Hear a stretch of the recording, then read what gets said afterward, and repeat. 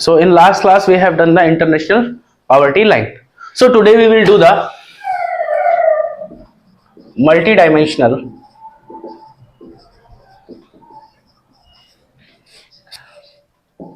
poverty index या MPI. तो इसको देखो, इसको रिलीज कौन करता है? It is release by UNDP. UNDP का पूरा नाम क्या है? हाँ, united nation development programme and Oxford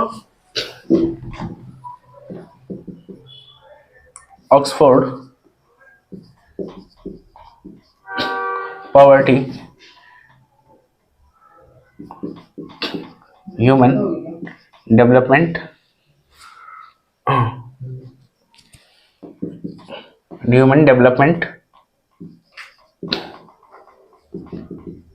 initiative.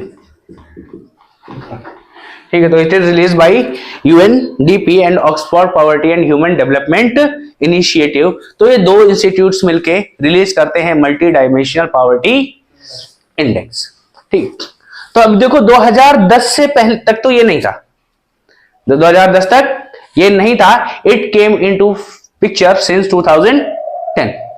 कब आया ये? 2010 में आया है. केम इन 2010 और earlier it was known as human poverty index. तो 2010 से पहले हम इसको क्या बोल रहे थे? Human poverty index. तो एक मतलब अलग अलग जगह हाँ, से अलग अलग चीजें देखी. हाँ, इसमें क्या बहुत सारे ऐसे क्या है कि अभी तक जो हम पॉवर्टी मेजर कर रहे थे, we are measuring the poverty only on the basis of money. पैसे के हिसाब से देख रहे थे. इतना कमा रहे हो तो गरीब हो, नहीं कमा रहे हो तो नहीं, सॉरी, इतना कमा रहे हो तो पैसे वाले हो, नहीं तो गरीब हो या बिलो पॉवर्टी लाइन हो. तो वहां हम पैसे की ही बात कर रहे थे या पैसे को न्यूट्रिशन से वैल्यू किया गया था. बट हम यहाँ पे पैसे के अलावा भी और चीजों की बात भी करेंगे. ठीक, तो क्या है? It measures the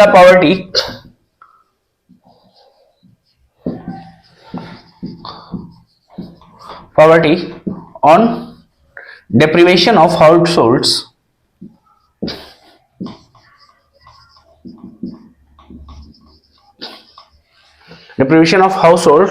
in respect of various basic amenities like health, education. ठीक है, हेल्थ, एजुकेशन, शेल्टर एक्सेट्रा. ठीक है, तो क्या करता है? ये बहुत सारी ऐसी चीजें जिनको लेकर ये एक चीज को नहीं लेके चलता. ये हेल्थ को भी लेगा, एजुकेशन को भी लेगा, शेल्टर को भी लेगा. बेसिकली इसके डायमेंशंस की बात करें, इट हैज 3 डायमेंशन. कितने डायमेंशन है इसके? 3 डायमेंशन है और 12 इंडिकेटर्स है. सॉरी, 12 नहीं, इसमें 10 है. ठीक है, बिकॉज अगर एमपीआई हम इंडिया मेजर करेंगे, एक तो ये एमपीआई क्या है? मल्टी डायमेंशनल पॉवर्टी वर्ल्ड का है, जो यूएनडीपी और Oxford poverty and human development initiative start करता है. एक एमपीआई इंडिया में national multi dimensional poverty index major किया जाता है, which was done by NITI Aayog. और नीति आयोग जो मेजर करता है उसमें 12 इंडिकेटर्स हैं. डायमेंशंस वहां भी 3 हैं, बट वहां इंडिकेटर्स 12 हो जाएंगे. But in case of world we have only 10 indicators. Dimensions यहां भी 3 है. ठीक है, हाँ, सेम डायमेंशन है. ठीक है, तो यहां क्या है? 3 डायमेंशंस और 10 इंडिकेटर्स है. तो you can write it down. It is measured on 3 dimensions and 10 indicators. और ये जो 3 डायमेंशन है, इनमें हर एक डायमेंशन को इक्वल वेटेज दिया गया है. That means every dimension has a weightage of 1/3. समझ रहे हो? हर डायमेंशन में कितना वेटेज है? 1/3 का है. मतलब एवरी डायमेंशन कंस्टिट्यूट्स फॉर 33.33%. ये बात क्लियर हो रही? समझ में आ रहा कि नहीं? ठीक. अब इसके आगे की बात करें तो देखो डायमेंशंस कैसे लिखे हुए हैं. अब एक लंबी सी टेबल आपको बनानी पड़ेगी इसके लिए, छोटी टेबल नहीं, टेबल बनेगी बड़ी सी, ये याद रखना। इसको साफ कर ले।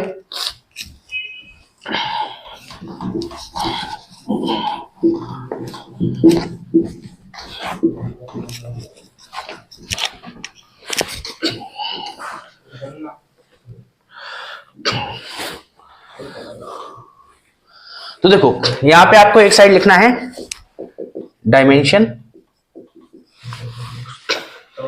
Then indicator, deprived if, then deprivation,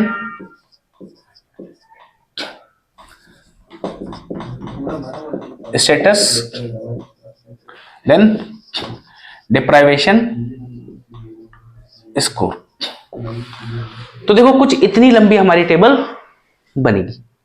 क्या क्या लिखना है आपको? डायमेंशंस, इंडिकेटर्स, कब हम कहेंगे कि डिप्राइव्ड है या नहीं है। तो डिप्राइव्ड है तो उसका क्या स्टेटस है, नहीं होगे तो क्या स्टेटस होगा। देन उसके बाद हमें सबका क्या करना है, स्कोर कैलकुलेट करना है। अभी सब कुछ बताएंगे, सब सीख जाएंगे आप लोग, ठीक है। तो इसमें जो पहला आपका डायमेंशन है दैट इज हेल्थ। पहला डायमेंशन क्या है? हेल्थ है, एंड इट्स इज फॉर, इस यहां पे आता है क्या, एक आता है आपका न्यूट्रिशन और दूसरा आएगा आपका चाइल्ड मॉर्टेलिटी। ठीक, इसमें क्या आएगा? पहला आएगा न्यूट्रिशन, दूसरा आएगा चाइल्ड मॉर्टेलिटी। ठीक है। अब देखो अगर यहां आ गया डिप्राइव्ड इफ में क्या है, वन और मोर मेंबर, एक फैमिली में कोई एक या एक से अधिक बंदा क्या है, अंडर नरिश्ड है, तो उसे क्या मान लिया जाएगा? डिप्राइव्ड। ठीक है। इफ मेंबर इज क्या होगा, if one or more member is deprived of nutrition या under nourished, that will be considered as deprived. तो इस पहले क्या लिखना है, one or more member are under nourished. ठीक। देन इसके बाद चाइल्ड मॉर्टेलिटी पूछता है क्या पिछले 5 सालों में फैमिली में किसी बच्चे की डेथ हुई है। ठीक है। इफ 5 साल में किसी बच्चे की डेथ हुई है, अंडर 18 के नीचे कोई भी होगा तो क्या होगा, उसे चाइल्ड ही कंसीडर किया जाएगा। ठीक है। क्या है, any child died in last 5 years। Clear. अब देखो, अब यहां पे क्या होगा, अगर किसी बंदे को क्या है, अगर देखो क्या हो रहा है, अगर फैमिली में कोई आदमी अंडर नरिश्ड नहीं है, दैट मीन सभी को प्रॉपर फूड मिल रहा है, तो it will be considered as 0। और क्या हो सकता है, अगर एक या एक से ज्यादा बंदे अंडर नरिश्ड है तो क्या आएगा, 1। तो स्टेटस क्या हो सकता है, या तो 0 होगा या तो 1 होगा। ये याद रखना, कितना होगा, या तो 0 होगा या तो 1 होगा। यहां भी वही चीज, या तो 0 होगा या तो 1 होगा। ठीक है। ये डिप्राइवेशन स्कोर हम लोग लास्ट में काउंट करेंगे। क्लियर। दूसरा, हेल्थ के बाद आता है आपका एजुकेशन।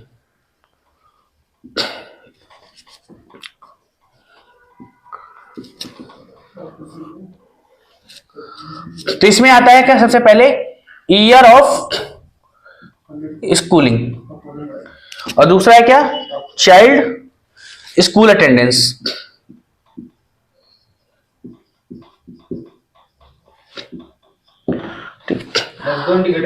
हाँ। अब इसमें पूछता क्या, ईयर ऑफ स्कूलिंग, अगर घर में किसी भी पेरेंट ने 6 ईयर्स से कम स्कूलिंग की है, then he will be considered as deprived. हाँ, पेरेंट ने, मतलब घर में कोई एक पेरेंट ऐसा है जिसने 6 साल स्कूलिंग की है, तब तो डिप्राइवेशन नहीं मानेंगे। लेकिन अगर दोनों ही पेरेंट्स क्या है, उन्होंने पढ़ाई ना की हो, 6 साल तक स्कूल ना गए हो, that it will be considered as deprived. ठीक है, तो यहां क्या लिखेंगे, number of member got education for 6 और equals to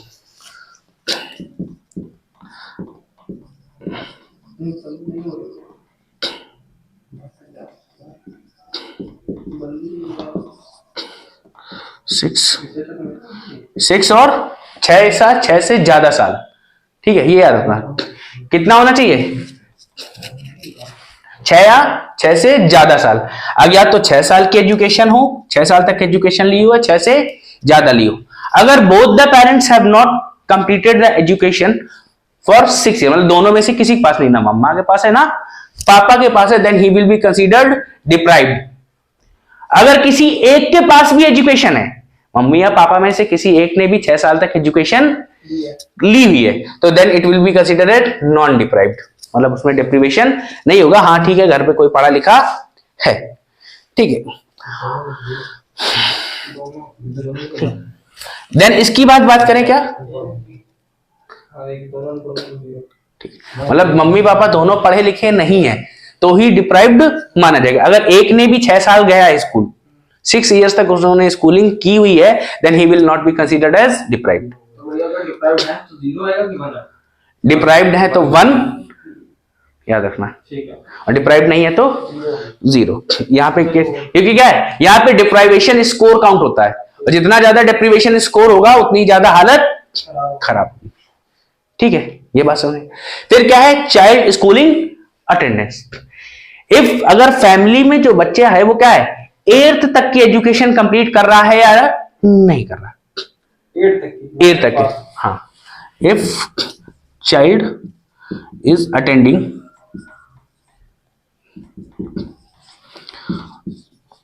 school up to 8th standard, अगर स्टैंडर्ड 8th स्टैंडर्ड तक स्कूल जा रहा है तो क्या होगा, 0, अगर नहीं गया तो 1 होगा। अब देखो,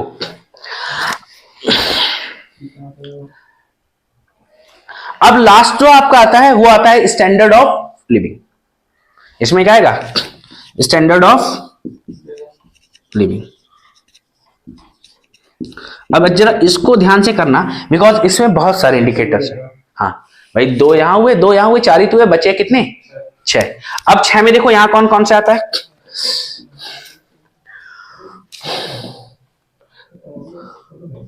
कुकिंग फ्यूल। कुकिंग फ्यूल कैसा होना चाहिए, डर्टी है या सेफ है, या बोले क्लीन। अगर घर में एलपीजी सिलेंडर है तब तो वो क्लीन होगा। अगर आप कंडे यूज कर रहे हो या कोई भी बायोफ्यूल यूज कर रहे हो, दैट इज नॉट गुड। कंडे वंडे यूज कर रहे हो तो वो ठीक नहीं है। लकड़ी जला रहे हो, एनवायरमेंट भी गंदा हो रहा है ना उससे, मतलब डर्टी कंसीडर किया जाए, एटमॉस्फेयर को गंदा कर रहा है वो। ठीक है, सेफ फ्यूल है तो क्या होगा, या तो 0 होगा या तो 1 होगा। देन कुकिंग फ्यूल के बाद आता है एक्सेस टू इलेक्ट्रिसिटी।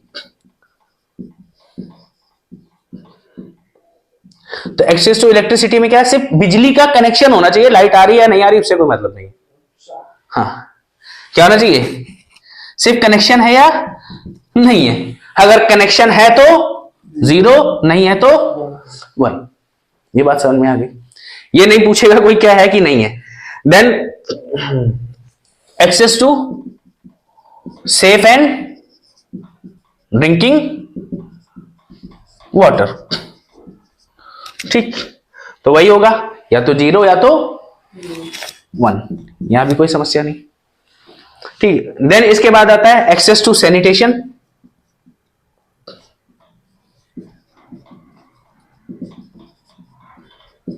ये भी 0 या 1, मतलब ओपन डिफिकेशन अगर आप जा रहे हो तो सैनिटेशन नहीं होगा। ठीक है, तो वहां 1 हो जाएगा। अगर सब लोग घर के अंदर जा रहे हैं तो क्या 0 मिलेगा। ठीक, देन इसके बाद देखा जाता है यहां पे हाउसिंग। अब क्या देखा जाता है, हाउसिंग देखा जाता है। हाउसिंग में क्या है, अगर आपका फ्लोर वॉल रूफ, क्या है यहां पे, फ्लोर वॉल और रूफ। इनमें से कुछ भी रूडिमेंट्री मटेरियल का बना हुआ, दैट मीन्स कच्चे घर बने हुए हैं, तो क्या होगा, वो डिप्राइव्ड माना जाएगा। अगर इन तीनों में से कोई भी, पहले क्या था, कुछ समय पहले तक सिर्फ फ्लोर को कंसीडर किया जाता था, अगर फ्लोर कच्चा है तो वो डिप्राइव्ड है। अभी क्या है, फ्लोर, वॉल, रूफ कुछ भी कच्चा है तो क्या है, वो डिप्राइव्ड होगा। तो वही स्टेटस या तो 0 या तो 1। देन इसके बाद लास्ट आता है एसेट्स। लास्ट में क्या आएगा, एसेट्स। और एसेट्स में क्या है, अब आपके पास एटलीस्ट 2 चीजें होनी चाहिए।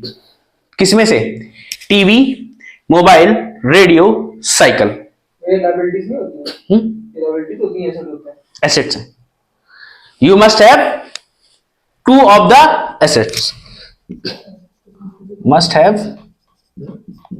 2 एसेट्स। किसमें किसमें, टीवी, रेडियो, साइकिल, और क्या बताया था मैंने, टीवी, रेडियो, साइकिल और मोबाइल। अगर आपके पास देखो इन 4 में से कोई 2 चीज है, या इसी में आप रेफ्रिजरेटर भी जोड़ सकते हो जो घर में हाउस होल्ड वॉशिंग मशीन है, ये बात समझ रहे हो, TV, radio, cycle, mobile, refrigerator, washing machine, ऐसी चीजें अगर आपके पास कोई 2 आइटम्स है तो आपको डिप्राइव्ड नहीं माना जाएगा। ठीक है, अगर सिर्फ एक है तो डिप्राइव्ड माना जाएगा। तो यहां भी वही स्टेटस होगा, 0 या 1। लेकिन ये तो देखो 2 आइटम, लेकिन एक शर्त और है कि अगर आपके पास एक कार या एक ट्रक हो तो ये नहीं देखा जाएगा। अच्छा, देखो हम नाप रहे हैं गरीबी, और बात किसी कर रहे हैं, ट्रक और कार की। ये हालत है, ये बात समझ में आया। और जब हम इंडिया के लिए देखते हैं, इंडिया का जब नीति आयोग बनाएगा तो नीति आयोग में यहां पे मैटरनल मॉर्टेलिटी जोड़ दिया जाता है।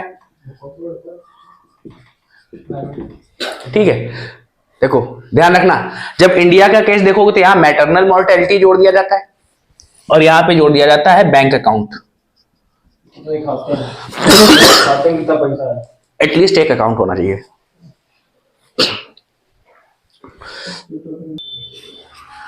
अब मैंने आपको क्या बताया था, स्टार्टिंग में ही बता दिया था कि every section has equal weightage. तो देखो ये 3 चीजें हैं तो 1/3, 1/3 एंड 1/3। अब इसको फर्दर डिवाइड करोगे, अच्छा ये इंडिया के लिए था तो इसको हटा देते हैं यहां पे, बैंक अकाउंट और मैटरनल मॉर्टेलिटी। तो अब इसको 1/3 को 2 लोगों में बांटो, कितना हो जाएगा, 1/6, 1/6। ये कितना हो जाएगा, 1/6, 1/6। ये जो सभी बचेंगे ये कितने होंगे, 1/18 ईच।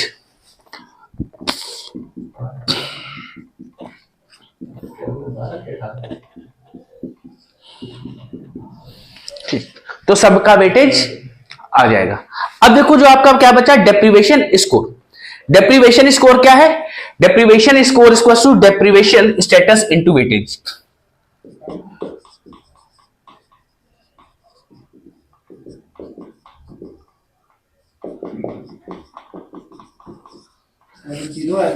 ठीक है, हाँ, या तो क्या कर सकते हो, 0 इंटू 1/6 और 1 इंटू 1/6, यही तो आएगा। तो ऐसे यहां भी आएगा, या तो 0 आएगा 1/6, हाँ हाँ ठीक है, इसमें भी वही रहेगा, 0 1/6, 0 या 1/6। यहां पे आ जाओ तो यहां क्या आ जाएगा, 0 इंटू 1/18 और 1 इंटू 1/18। तो 2 कंडीशंस आपकी बन सकती है। तो क्या है, ये आपका डेप्रीवेशन स्कोर है। अब देखो अगर आपको पता चलेगा कि आपका डेप्रीवेशन स्कोर कितना होना चाहिए,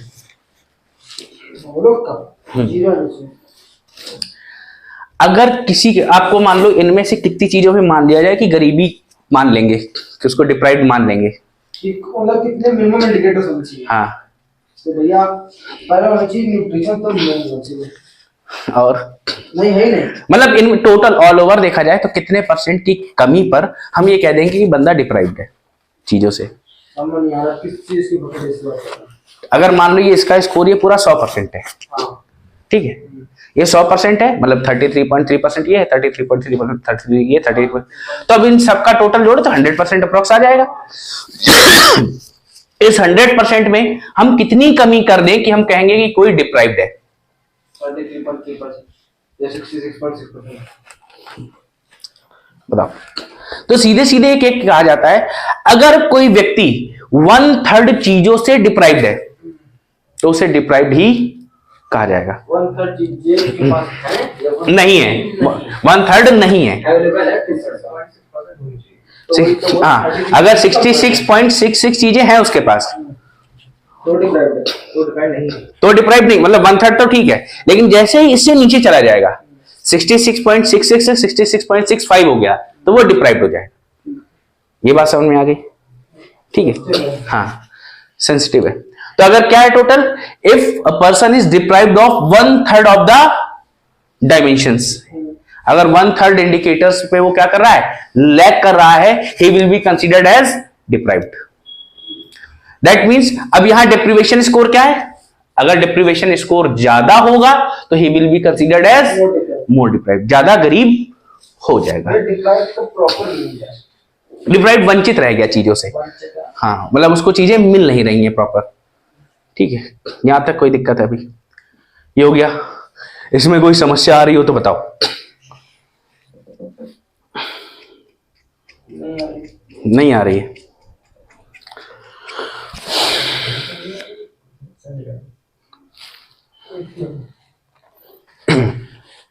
क्या हुआ? अब देखो, अच्छा ये नोट कर लिया है, इसको मैं एग्जांपल से समझाता हूं आपको।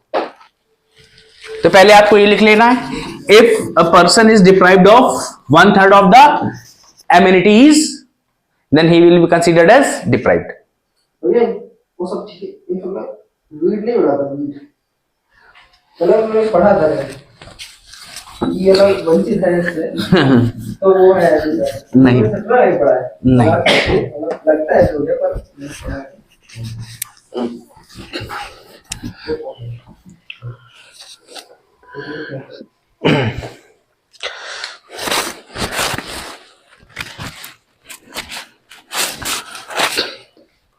तो क्या हो जाएगा, अगर किसी का स्कोर 66.66 से क्या हो जाए, क्यों बालकों, कम हो जाए या बढ़ जाए? कम तो डिप्राइव्ड ज्यादा है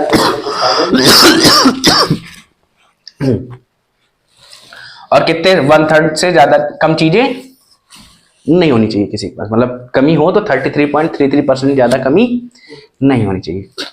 अब देखो, सपोज दैट मान के चलो आपके पास 3 फैमिलीज है, ए बी एंड सी, ठीक। मेंबर सबकी बात करें तो यहां भी 5 है, यहां भी 5 है और यहां भी 5 है। देन डिप्राइवेशन स्कोर की बात करें तो इनका है 20%, इनका डिप्राइवेशन स्कोर है 40%, इनका डिप्राइवेशन स्कोर है 60%। तो इनमें से गरीब कौन है?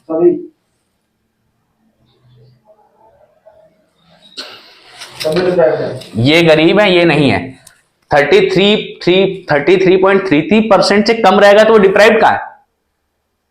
33, देखो होता क्या है कि हमने कहा कि भाई हर फैमिली में बंदा नरिश्ड होना चाहिए, ये बात समझ में? देखना स्कोर आज जो आपका था कि अगर आपका स्कोर डिप्राइवेशन स्कोर 33.33% से ज्यादा होगा तो आप गरीब हैं। वो 66.66 क्या लिखा था? अवेलेबिलिटी, ठीक, समझ आया? हाँ, तो ये तो गरीब तो है नहीं, फैमिली ये गरीब है नहीं है, लेकिन ये 33.33 से ज्यादा डिप्राइव्ड है, दैट मीन्स ये गरीब है और ये भी गरीब है। ये बात समझ में आ गया? तो अब हमको क्या काउंट करना है? Number of poors. तो पहली बात तो ये पुअर्स नहीं है, नॉट पुअर, ये पुअर और ये भी पुअर। और हमको क्या काउंट करना है? हेड काउंट अगर काउंट करना तो मतलब कितने लोग गरीब हैं परसेंटेज में बात करें तो number of poors upon total population ये नंबर 4 से निकालने से इंटू 100, ठीक है, इंटू 100। तो कितने पुअर्स बचे हुए? 5 यहां पर हैं और 5 यहां पर है। ये 5 नंबर है। बिल्कुल, नंबर ऑफ मेंबर्स नहीं लिखा हुआ है। टोटल पॉपुलेशन हमारे 15 लोगों की थी। 3 घरों का एग्जांपल लिया मैंने, एग्जांपल है ये।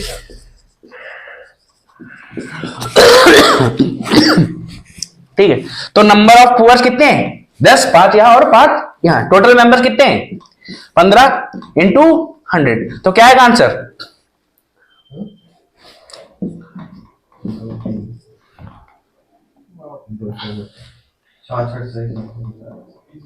कितना? 66.66। मतलब इतनी जनसंख्या क्या है? गरीब है।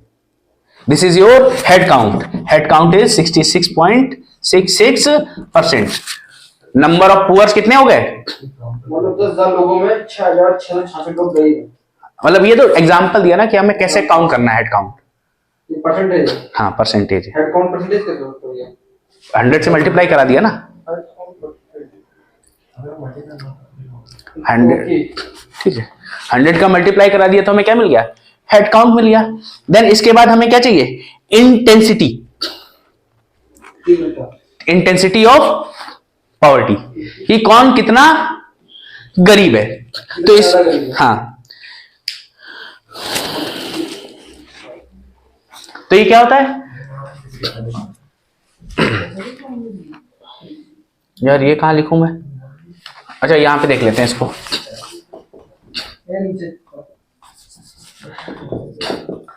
Intensity of poverty. Intensity of poverty किससे लिखते हैं? ए से लिखते हैं। और ये क्या होता है? It is weighted average of deprived score. ठीक है, तो मतलब क्या है? जो पुअर फैमिलीज थी, डिप्राइव्ड स्कोर ऑफ पुअर्स। ठीक है, तो देखो जो पुअर्स थे वो कौन कौन थे? बी और सी। बी कितना पुअर है? 40%। और सी कितना पुअर है? 60.2। यही तो एवरेज होगा, तो कितना आ जाएगा? 50%। मतलब इंटेंसिटी क्या है? ये लोग जो है 50% से चीजों से डिप्राइव्ड है। तो that's how we get the intensity of poverty. अब हमें ये बताने का मतलब क्या था? Because MPI is equal to H into ए।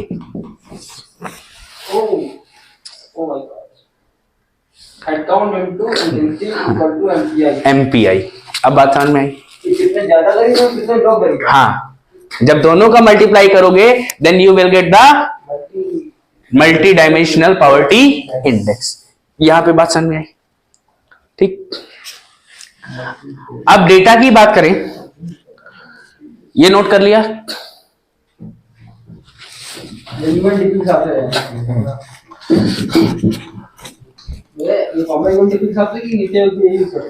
सब यही यूज करते हैं, इंडिया में भी, यूएनडीपी का भी, सब यही यूज करते हैं। बस नीति आयोग में इंडिकेटर्स ज्यादा है, 12 है। ठीक।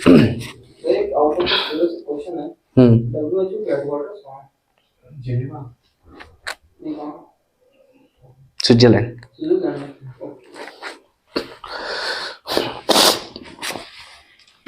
अब इंडिया की बात करें,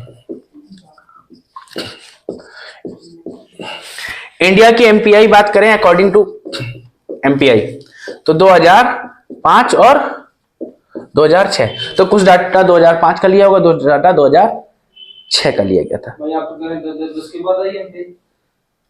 आई होगी, लेकिन डेटा हमने 2005-06 का लिया था। अच्छा, एग्जैक्ट डेटा जो लिया गया 5-6 का लिया गया था। रिजल्ट 2010 में आया होगा।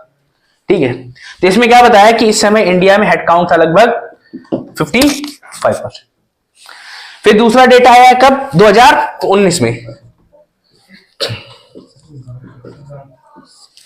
2019 में आया, ये कब का आया है? 2015 और 2016। अब अच्छा ये देखना कि हमने यहाँ पे डैश नहीं लगाया, हमने क्या लगाया है? ऑब्लिक लगाया है। ऑब्लिक मींस कुछ डेटा 2015 का लिया है, कुछ डेटा हमने 2016 का लिया है, एग्रीगेट नहीं लिया दोनों का, ये बात याद। तो 2015-16 में हमारा हेड काउंट था 24.85%। हेड काउंट कितना था? 24.85%। और हमारी इंटेंसिटी थी कितनी? 47.14%। ये बात समझ में? ठीक है, तो इसी से हमने एमपीआई भी निकाल लिया होगा। एमपीआई क्या होता है? H इंटू ए। तो 24.85 परसेंटेज में है, तो परसेंटेज के लिए 100 से मल्टीप्लाई करेंगे, डिवाइड करेंगे? मल्टीप्लाई। क्या परसेंट में है कि करना है? परसेंटेज है, डिवाइड करेंगे। डिवाइड करोगे, 100 से डिवाइड कर लोगे, इंटू 47.14 अपॉन 100। दोनों को सॉल्व करो, क्या आ रहा है?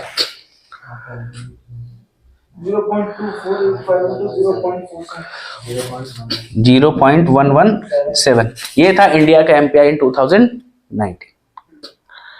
ठीक,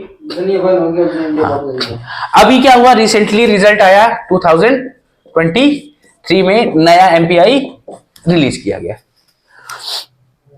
ठीक है, नया एमपीआई रिलीज किया गया है। According to this our head count is 16.4%। Head count कितना है?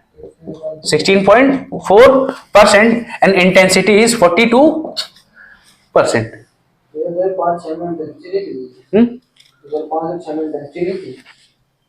उसका डेटा नहीं मेरे पास, होगा, ली गई होगी, लेकिन उतना यूजफुल नहीं मिला हमको।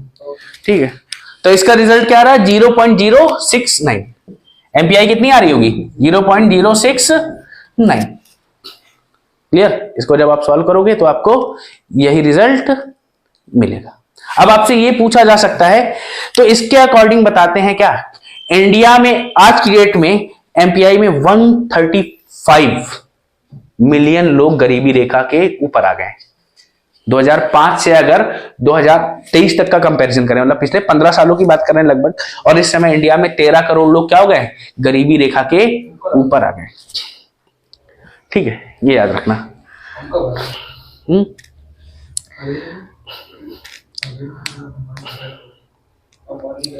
ठीक है, ये आपको समझ में आ गया? This is your multi dimensional poverty index. अब देखो इसके ग्लोबल डेटा की बात करें, एमपीआई 2023 के ग्लोबल डेटा की बात करें, तो आज की डेट में दुनिया में लगभग 1.1 बिलियन लोग क्या है? बिलो पॉवर्टी लाइन है। आज की डेट में इंडिया में क्या है? 1.1 बिलियन लोग बिलो पॉवर्टी लाइन है, that in 18% of the total population. इतने लोग गरीब है, क्योंकि वर्ल्ड की पॉपुलेशन ऑलमोस्ट कितनी है? 6 बिलियन के आसपास है। वर्ल्ड से हम कंपेयर है ना? हाँ, वर्ल्ड की है ये। वर्ल्ड के 18%। हाँ, ठीक, ये बात समझ में आ गई। जिसमें क्या है, सबसे ज्यादा गरीब कहाँ है? सब सहारा रीजन में है। ठीक है, सब सहारा रीजन और साउथ अफ्रीका में सबसे ज्यादा गरीब है। अगर इन दोनों रीजन्स को मिला दिया जाए तो हर 6 गरीब में से 5 गरीब यहीं रहते हैं, सब सहारा रीजन और साउथ अफ्रीका में। सब सहारन एंड साउथ अफ्रीका, इनमें सबसे ज्यादा गरीब मिलेंगे। अगर 6 में से 5 गरीब आपको इसी रीजन में ही मिल जाते हैं। ये बात समझे? तो यार ऐसा कहा जाता है यहां पे 534 मिलियंस हैं, यहां पे 389 मिलियंस हैं।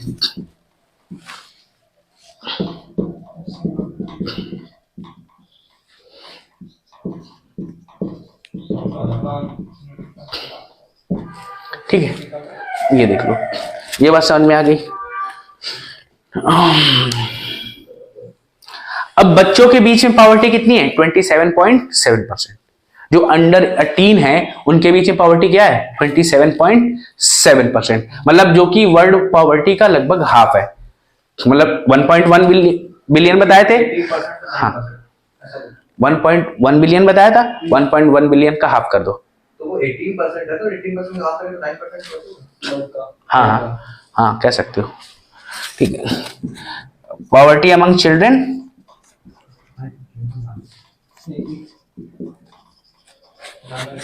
27.7% और पॉवर्टी अमंग अडल्ट्स, तो अडल्ट्स में कितनी है 13.4%।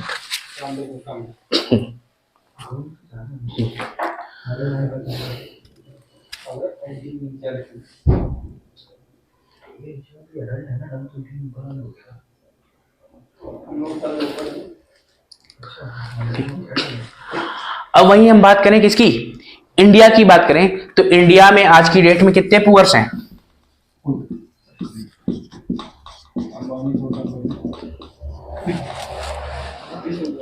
230 मिलियन इंडिया में आज भी पुअर है, गरीब है। ठीक है, ये रखना। लेकिन हमने क्या अचीव किया है, हमने पिछले 15 सालों में हमारे यहां गरीबी लगभग हाफ हो गई है। India has successfully half the poverty in last 15 year. इसमें क्या और क्या है, India has successfully half the poverty, ये बस है। एक और डेटा है यहां पे, चाइल्ड मॉर्टेलिटी। चाइल्ड मॉर्टेलिटी जो कि 4.5 हुआ करता था, ये अब 1.5 पे आ गया है। कम लोग मर रहे हैं। हाँ, बहुत कम। 100 में से पहले 4.5 बच्चे मरते थे, अब 100 में से सिर्फ 1.5 बच्चे ही मर रहा है लगभग। तो ये बहुत बड़ा अचीवमेंट है, ये बात समझ में आ गई। ठीक है, सो दैट्स ऑल योर, क्या हो गया, multidimensional poverty index. So tomorrow we will look after the data of Niti Aayog. NITI Aayog का डेटा देख लेंगे, वहां पे भी 12 डायमेंशन है, वेटेज सेम है, मेजरमेंट का तरीका सेम होगा, बस 2 डेटा चेंज हो जाएंगे। और नीति आयोग के डेटा से हम देख लेंगे हम कितने गरीब हैं, हमारी हेड काउंट क्या है, इंटेंसिटी क्या है। ठीक है, हमारा बेस्ट परफॉर्मिंग स्टेट कौन सा है, because Niti Aayog launches the data according to the states. Best performer states में सबसे ऊपर हमारा यूपी है वैसे तो। हाँ, एमपीआई में एसडीजी गोल्स को लेकर कौन था, केरला। हाँ, और फिर इंप्रूवमेंट सबसे ज्यादा किसमें हुई है, यूपी में ही हुई है, सबसे अच्छी इंप्रूवमेंट एमपीआई में। ठीक है, so that's all for today, we will continue from tomorrow.